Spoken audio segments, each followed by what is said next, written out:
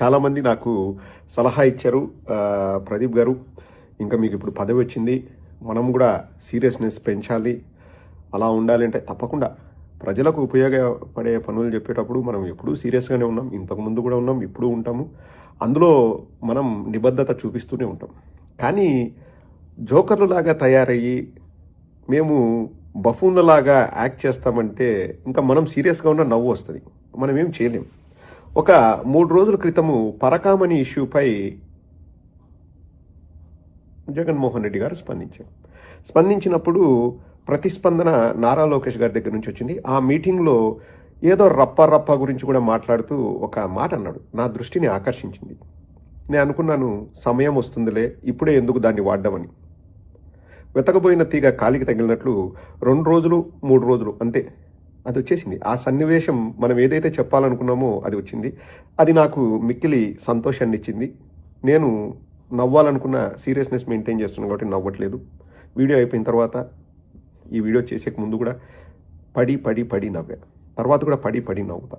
ఇప్పుడు నారా లోకేష్ డైలాగ్ చెప్తాడు, ఆ డైలాగ్కి కౌంటరు మీరో నేనో ఇవ్వాల్సిన అవసరం లేదు, అర్నబ్ గోస్వామి గారు ఇస్తారు. సో ఫస్ట్ నారా లోకేష్ గారు వాళ్ళ కార్యకర్తలని ఉద్దేశించి ఏమంటున్నారో ఒకసారి వినండి please.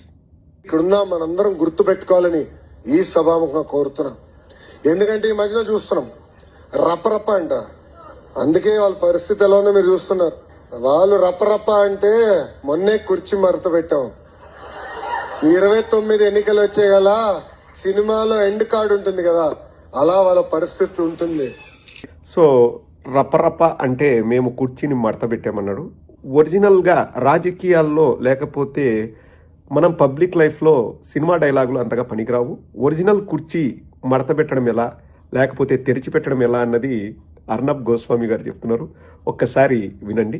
Ladies and gentlemen, the empty chair on my program represents the TDP, which has announced officially that it is banning the Republic Media Network because the Republic Media Network is asking wrong questions and blaming the Civil Aviation Minister. Who else should I blame, Sohail? Should I blame Arvind Kejriwal? Who should I blame? They are saying we are so angry we have boycotted you. The members of the ruling NDA are so angry with Republic for asking questions, so angry, so upset, so angry, so furious. They've gone so mad, they've gone so crazy over the fact that we are asking the Minister for Civil Aviation, who's a TDP leader, questions. The correct questions, the right questions. That can you believe it? The Telugu Desam party says we will boycott Republic.